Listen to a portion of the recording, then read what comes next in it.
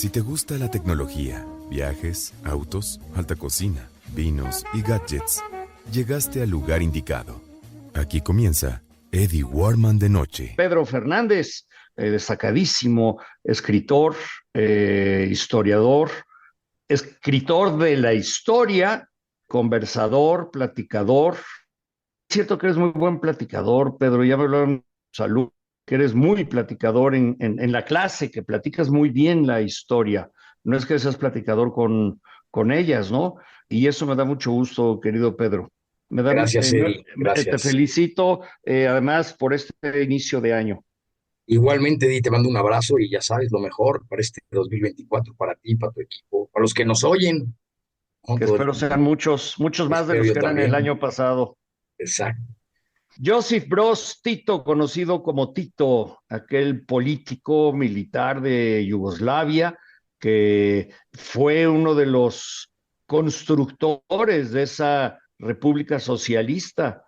Era comunista, era duro, era malo de Malolandia. ¿Quién era Josip Broz Tito y por qué escoges hoy el tema de Josip? Bueno, el tema de Yugoslavia, ya ves que estuvo candente en los 90, un tema además bien difícil de entender para la mayoría de las personas, porque sí es un tema que fue bastante complicado, ¿no? Todas estas guerras civiles, la separación de las diferentes repúblicas que conformaban la Yugoslavia de la era postsoviética. Y bueno, me pareció un tema interesante, ya ves que contigo siempre tocamos algún tema innovador, ¿no? Tratamos de que sea interesante. Y me pareció que la vida de Josip Broz, alias Tito, pues está además envuelta en muchísimos mitos y está envuelta en leyendas. Y como tú dices, era un tipo brutal, tenía este Ujú. lado brutal, pero al mismo tiempo fue un excelente político en su momento. Y la realidad es que la segunda Yugoslavia, porque a la historia de Yugoslavia hay que dividirla en dos, ahora platicaremos de eso. En realidad, el aglutinador de las repúblicas socialistas soviéticas que integraban la Yugoslavia de la época, porque eran repúblicas soviéticas también, aunque no llevaban ese nombre tal cual, repúblicas socialistas, las aglutinaba la personalidad, el carisma y el prestigio de Tito. Y una de las grandes ventajas, que parece una tontería y no lo es, una de las grandes ventajas de Tito es que no era serbio, que era la etnia que dominaba la primera etapa de la Yugoslavia. Vamos a hacer un poquito de historia para llegar hasta la historia en sí de Tito. Yugoslavia como Estado no existe hasta que termina la Primera Guerra Mundial. Durante la Primera Guerra Mundial todo el mundo sabe que se inicia, ¿no? La chispa que enciende la Primera Guerra Mundial es el asesinato del archiduque Francisco Fernando, heredero al trono austrohúngaro, y lo matan precisamente en la ciudad de Sarajevo. Él estaba ahí para sellar con su presencia la anexión de Bosnia-Herzegovina al Imperio Austrohúngaro, algo que a los serbios no les hizo ninguna gracia, puesto que ellos consideraban esa región parte de su propio territorio, la Serbia histórica, que en ese tiempo era un reino bastante pequeñito. Al término de la Primera Guerra Mundial, como premio a su participación en esta Primera Guerra, el Tratado de Versalles le otorga Serbia, le otorga a los reyes Karageorgievich que gobernaban en Belgrado, es el nombre de la dinastía serbia, los Karageorgievich, les otorga toda la región integrada por los eslavos, los pueblos eslavos del sur. Yugoslavos significa eslavos del sur.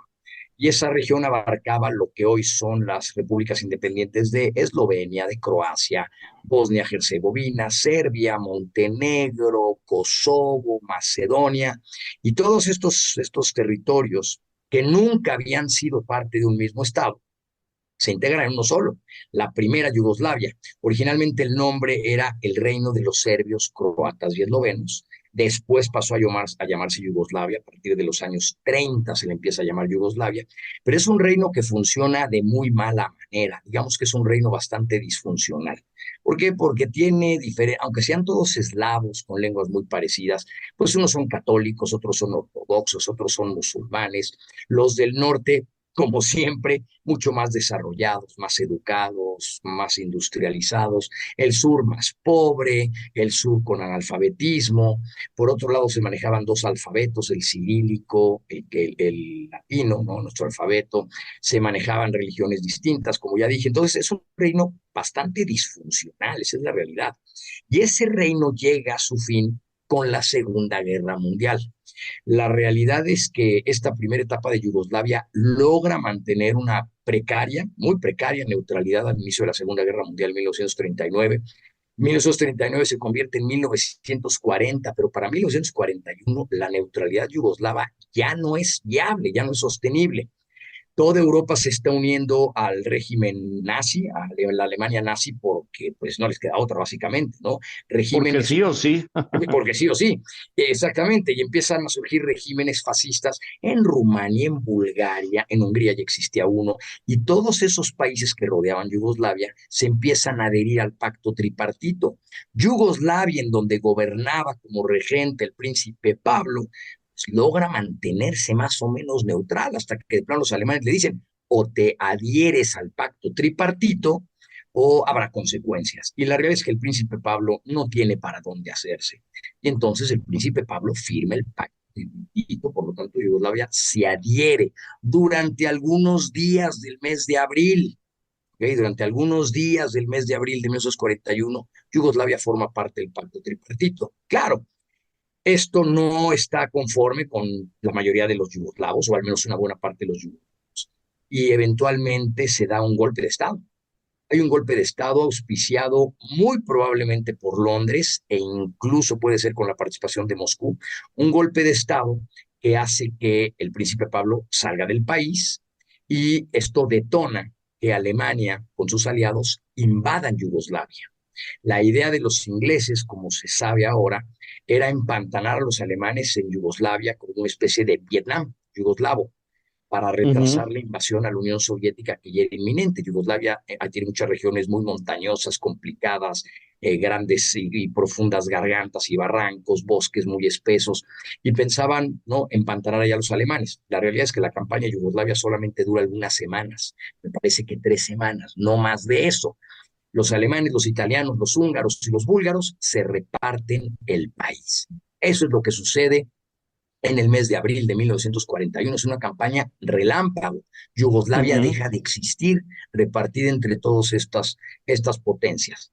¿Dónde está Tito a todo esto? Bueno, Tito había nacido en el antiguo imperio austrohúngaro. Él había nacido en el siglo XIX en el antiguo imperio austrohúngaro. Su madre de origen esloveno, su padre de origen croata. Viajó extensivamente por Europa, trabajó en fábricas en Alemania, en Bohemia, participó en la Primera Guerra Mundial en el ejército ruso, por ejemplo, se casó con una rusa, su primera esposa era una rusa, y cuando Ujú. regresó a Yugoslavia, regresa hacia 1940 ya como jefe, como presidente, digamos, ¿no?, como el máximo dirigente del Partido Comunista Yugoslavo, que por cierto estaba proscrito en Yugoslavia, en la Yugoslavia de esa época, es un partido que estaba proscrito. Cuando Ujú. termina la invasión alemana de Yugoslavia, pues los alemanes retiran la mayoría de sus tropas para prepararse para la invasión de la Unión Soviética. Eso es lo que sucede. ¿Qué hace Tito con su partido comunista? Bueno, él tiene órdenes desde Moscú de no iniciar ninguna actividad guerrillera para no provocar a los alemanes, porque a nadie se le escapa que todos los partidos comunistas de Europa dependían de Moscú. Moscú no quiere hacer nada para provocar a los alemanes. Por lo tanto, en las primeras semanas de la ocupación, los primeros meses de la ocupación de Yugoslavia, los comunistas no hacen nada. Los que sí comienzan una guerrilla son un grupo llamado los Chetniks, que eran una Ujú. guerrilla que operaba en favor de la monarquía yugoslava, que ahora la tenemos exiliada en Gran Bretaña. Sí, sí, sí me va siguiendo con todo esto, espero Ujú. que me vayan siguiendo Sí, todos. pero esos no son los partisanos. No, No, ok. no son los Ujú. partisanos. Es una guerrilla cuasi tradicional que luchó contra los turcos mucho tiempo, vamos a llamarles los Chetniks. Ellos están en favor de luchar en contra de los alemanes, las fuerzas de ocupación, para que regrese la monarquía en la persona del niño, porque es un joven de 17, 18 años que se llama Pedro. La idea es que regrese Pedro. Cuando empieza la invasión alemana de la Unión Soviética, Stalin da la orden al Partido Comunista Yugoslavo de empezar la resistencia. Esos son los partisanos. Y los partisanos se muestran muchísimo más violentos que los chetniks. De hecho, los chetniks llega un momento que no solamente van a bajar la intensidad de su resistencia, sino que incluso van a pactar con los alemanes. Los alemanes comienzan a matar como represalia, primero a 10 yugoslavos por cada alemán asesinado, luego a 20, luego a 50, luego a 100. Los chetniks dicen, esto nos va a salir más caro que la ocupación, y de aquí, y si es que sucede, que la Unión Soviética revierta la invasión alemana o que vengan los ingleses a rescatarnos, se nos va a morir la mitad de la población. Y entonces, bueno, dime. No, es que me gustaría ahondar un poco más en cierta información de la historia de Josip Broz Tito. O sea, ¿cómo entra él al Partido Comunista? Él, primero, recordando que fue un gran líder porque logró mantener, era un líder político muy poderoso, logra mantener la unidad del país en todas sus federaciones. Pero vámonos a su nacimiento. Él nace en 1892 cerca de Croacia, en mayo, hijo de un padre croata y de una madre eslovena, que tuvo una infancia con abuelos, hermanos mayores y abuelos en el campo, porque era una familia campesina, y se escapa de la escuela y era bastante rebelde hacia 1905. Y al llegar, al escaparse, se muda a Sisak, ahí en Yugoslavia, se integra al partido obrero, se une al sindicato, vamos, de metalurgia, muy joven, y tan joven que fue reclutado por el ejército austrohúngaro en la Primera Guerra Mundial, donde lo hieren, ¿correcto? Todo esto es importante para saber quién era este cuate. Y luego, ahora sí, los años 20, se va a militar al Partido Socialista en Yugoslavia, que era ilegal para el gobierno, y de ahí empieza este movimiento contra el gobierno, tanto que lo nombran en los años 40 secretario general del Partido Comunista de Yugoslavia. Y ahí está el ascenso político de él, ¿no? Por eso quería yo hacer esta integración. Bueno, él destaca, ya entró ya es el jefe del Partido Comunista, Josip Broz Tito, ahí en Yugoslavia, y empieza entonces su choque contra los alemanes que estaban entrando a Yugoslavia, y ahí nos quedamos, ¿no? Exactamente. A él no le importan las bajas que pueda sufrir la población, ni siquiera sus partisanos. Él tiene esta misión de liberar a Yugoslavia de los alemanes al precio que sea. Incluso llega a combatir a los mismos chetniks monárquicos que se unen, estos chetniks se unen a los mismos alemanes para combatir a Tito. Más de una vez los alemanes estuvieron a punto de capturar a Tito sin tener realmente éxito. Llega un momento, de hecho, para 1943, en la conferencia de Teherán, si no me equivoco, en la que Gran Bretaña y Estados Unidos y la Unión Soviética, pero sobre todo Gran Bretaña y Estados Unidos, deciden dejar de apoyar a los chetniks por su inactividad en la resistencia. Y entonces, a partir del 43, toda la ayuda de Gran Bretaña y de los Estados Unidos va a ir directamente a Tito.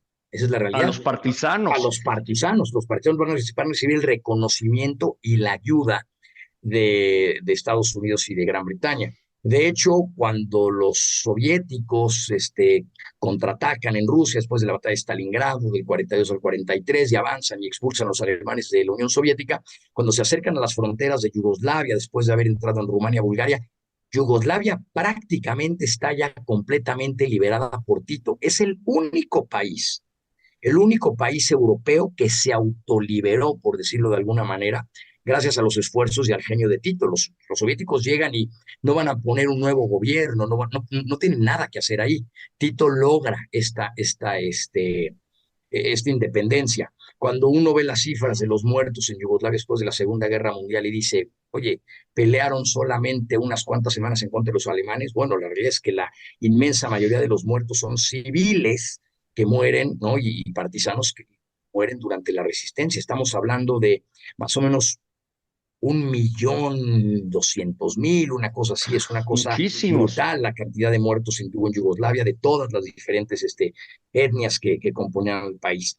Después de la Segunda Guerra Mundial hay elecciones libres en Yugoslavia para ver si la gente, los yugoslavos, pretenden un gobierno monárquico con Pedro II a la cabeza, el joven que se exilió, o el gobierno de Tito. Y sobra decir que Tito gana con una arrolladora mayoría y se convierte en el líder indiscutible de esta nueva república socialista. Aquí viene una parte un poco oscura de Tito. Inmediatamente emprende las famosas purgas al más puro estilo de Stalin, purga a los fascistas croatas, purga monárquicos, purga miembros de la iglesia, purga colaboracionistas con Alemania, purga a todos los enemigos políticos. Estamos hablando de probablemente unos 300,000 elementos purgados, si cabe la palabra, ¿no? Terminando en cárceles, asesinados, ajusticiados. Y una vez Mira. que esto termina, sí, eso es una cantidad brutal, ¿no? Tito era brutal cuando quería hacerlo. Ujú. Y bueno, nominalmente es un aliado, por supuesto, de la Unión Soviética de Stalin, pero es un aliado muy incómodo, porque Tito desde el principio reclama su derecho a seguir su propio camino al socialismo y su propia política exterior. Tito no está dispuesto a recibir directrices desde Moscú. Moscú había pactado no ayudar a las guerrillas comunistas griegas. Tito ayuda a las guerrillas comunistas griegas. Moscú había pactado con Estados Unidos ciertos acuerdos fronterizos entre Yugoslavia e Italia. Tito no reconoce esos acuerdos. De hecho, derriba un par de aviones norteamericanos, por ejemplo, ¿no? Y tiene serios litigios con la Italia después de la Segunda Guerra Mundial. De hecho, llega un momento que hay un rompimiento completo con Stalin, puesto que él además reivindica también su propio camino al socialismo, no como lo dirigía desde Moscú, sino un sistema de cooperativas bien interesante. El país más libre del bloque soviético fue, de lejos, la Yugoslavia de Tito. Stalin intentó asesinarlo varias veces, de Mira. manera fallida. Varias veces lo intenta asesinar, varias.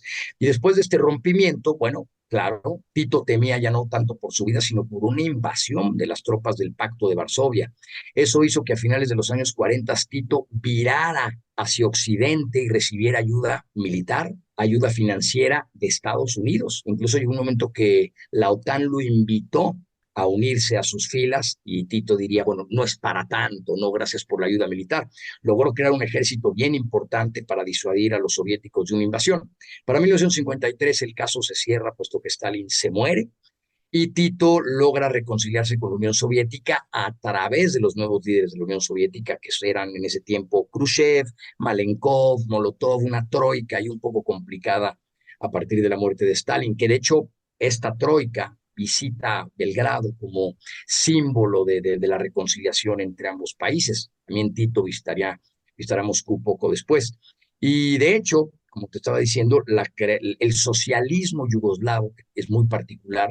De hecho, se le llama titoísmo. Ya ves que se habla de leninismo, marxismo-leninismo, se habla de maoísmo, bueno, también se habla de titoísmo. Y es bien interesante, los que nos están oyendo, si pueden buscarlo y profundizar un poco, porque el titoísmo habla de cooperativas.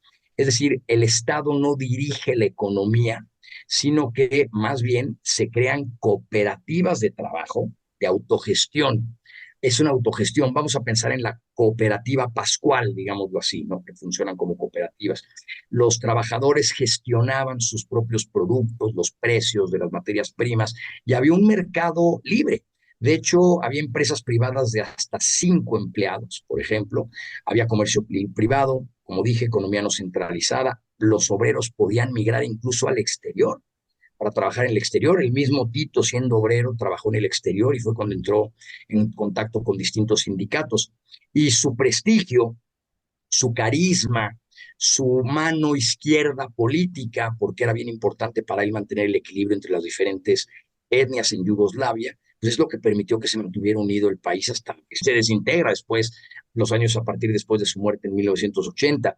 Es bien interesante ver cómo, por ejemplo, si se capturaba a un asesino serbio y se le iba a llevar no se le condenaba a muerte, no pasaban muchos días antes de que pasara lo mismo con un asesino croata, siempre Ujú. buscando ese equilibrio entre las rivalidades que existían entre sobre todo serbios y croatas más que otras nacionalidades.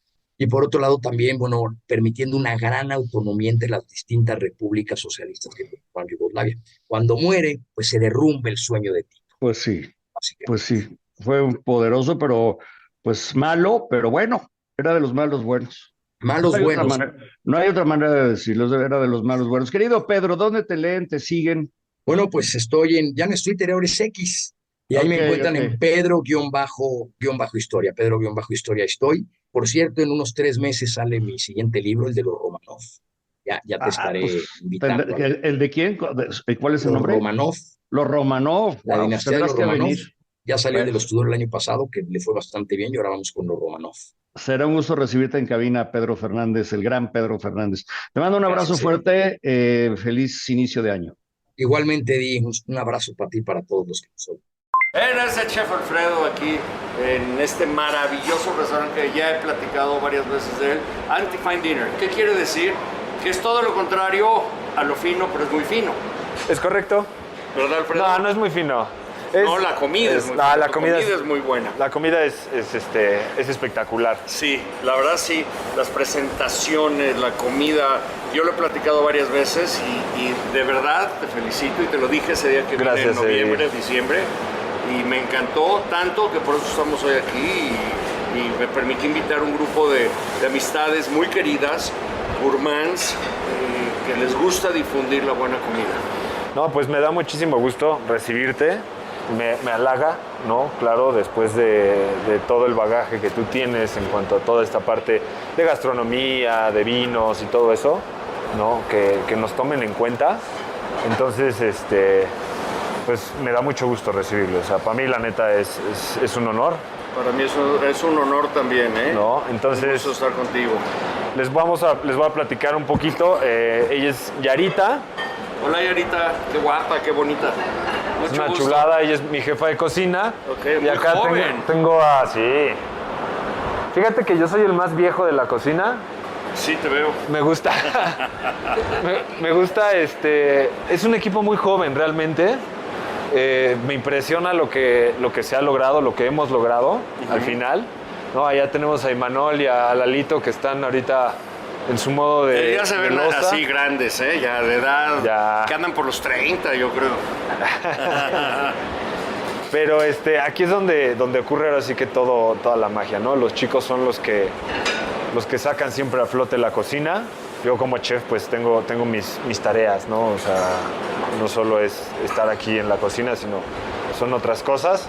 Entonces te voy a platicar un poquito de lo que vamos a comer hoy. Ok, y también luego si me haces el favor de presentarle al equipo, al público, qué equipazo tienes acá, con ese runner, con ese horno, con tus refrigeradores Asber. No, bueno, estás súper equipado, en grande. Pues a mí me gustaría tener otras cosas, ¿no?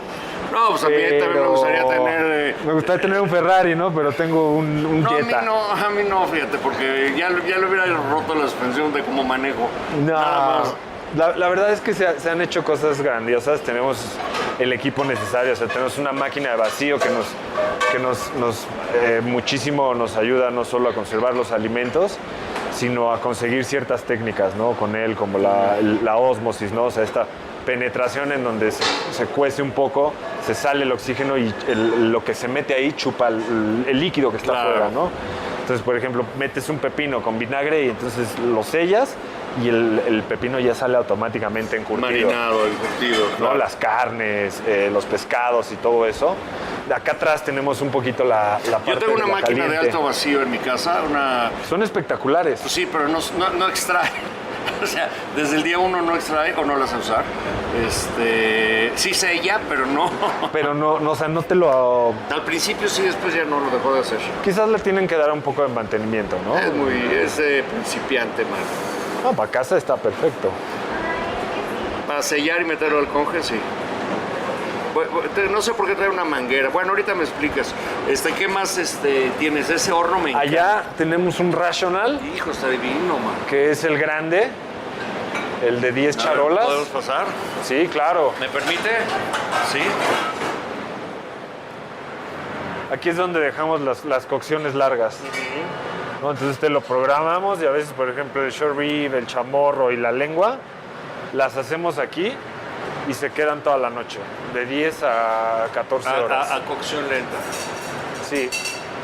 Lo combinamos un poquito a vapor, a veces puro vapor, dependiendo de lo que necesitemos, ¿no? O a puro calor, o tenemos la parrilla, tenemos una robata que es donde ahumamos. La robata que es... Sí. Para no tener un asador por el espacio reducido que tenemos, bueno, ahí tenemos esa ollita ahorita, ¿no? ¿Ollita? Sí. Bueno. Estamos haciendo una reducción de la carne. ¿Está? Sí. ¿Y qué son esas pelotitas que tiene? Es zarzamora. Ándale.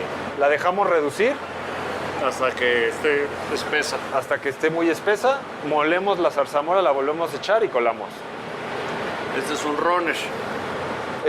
Bueno, este sí, es un Es termorregulador. Un termorregulador, sí, el Sí. equivalente, ¿no? Y este es el... Esta es la máquina de vacío. de alto vacío. Sí. Tenemos extractores de jugo, tenemos Vitamix, tenemos termo. Bueno, la termo ahorita se la llevaron a mantenimiento, Ajá. pero así es. ¿La Thermomix? Ok. Sí, ok. cada X tiempo, todos los low boys. Vaya, pues el ¿Y qué, equipo vamos a, necesario. ¿Y qué vamos a comer hoy, chef? Hoy vamos a comer, de primer tiempo les vamos a dar escamoles. Ajá. Es un chile atole, la famosísima ex suegra. Lleva un chile atole de que lo poblano. publiqué, ya lo podrán ver en mi Instagram. Que lleva un chile atole de poblano infusionado con aceituna, un puré de haba. Lleva también los escamoles que van salteados con un poco de chícharo y maíz azul. Y una mantequilla clarificada que está infusionada con ajo y chile. Uf, qué Y rico. arriba va una espuma de habanero y serrano Ok, con ok, cítrico. Ok. Entonces, ese va a ser el primer plato. De segundo ¿Probaste las chilacas?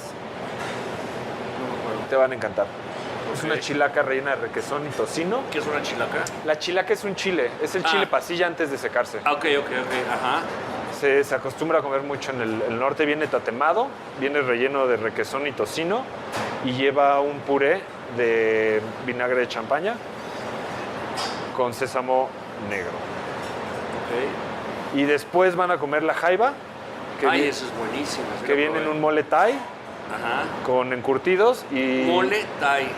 Sí, es como un mole amarillito, Ujú. nada más que aquí lo hacemos con galanga, le metemos jengibre y le metemos... Que la galanga y el jengibre son muy parecidos. Sí, tienen un sabor muy parecido. Mm, Entonces te agarra un sabor muy aromático. qué rico.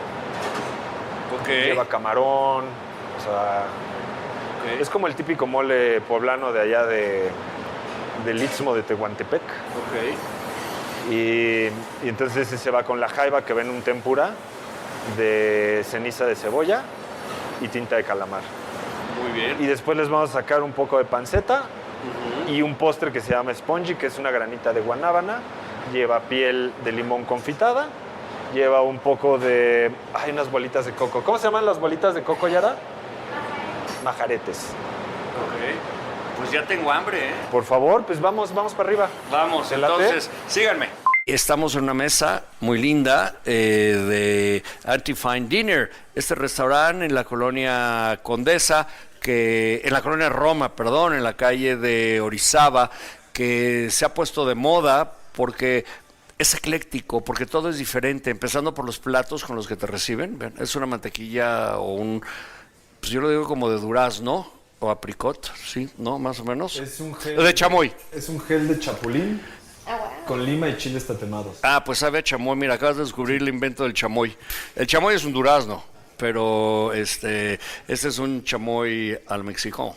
Y el chef Alfredo, aquí en Anti-Fine Dinner, te lo va a presentar a todo el mundo, pues le damos la bienvenida a su restaurante, al programa. Gracias. Y ya hicimos un recorrido por la cocina, ya hice mis travesuras, como habrán visto, mi sombrero nuevo, que va a ser envidia para todos.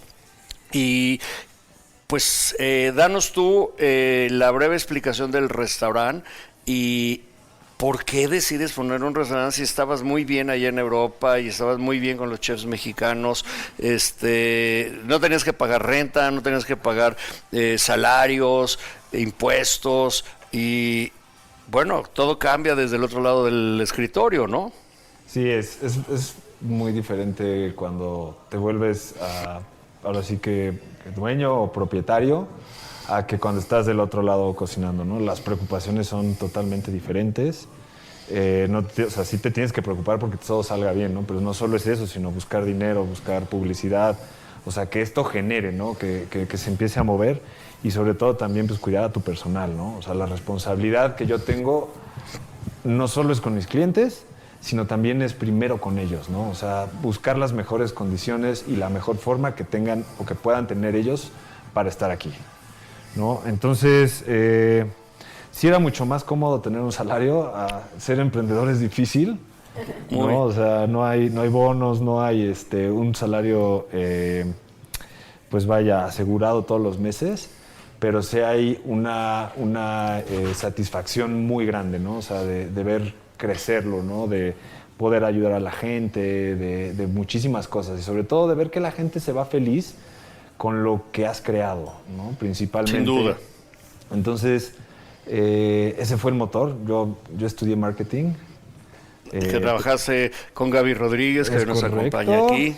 Estuve con Gaby Rodríguez, fui muy fiestero y a los 27, 28 años me decidí a estudiar gastronomía.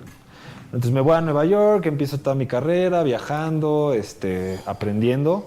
Regreso a México y como siempre trabajé en restaurantes de muy alta cocina, decido poner algo parecido, ¿no? Entonces, mucha gente cree que estoy en contra del fine dining. Esa no fue mi intención, ¿no? Realmente escuché una definición de lo que era un antihéroe alguna vez y me pareció muy romántica, que era un personaje de ficción que posee las mismas características que el héroe, pero que carece de la perfección, ¿no? Entonces, es eso, este restaurante, ¿no? Y es el antagónico, además. Es correcto.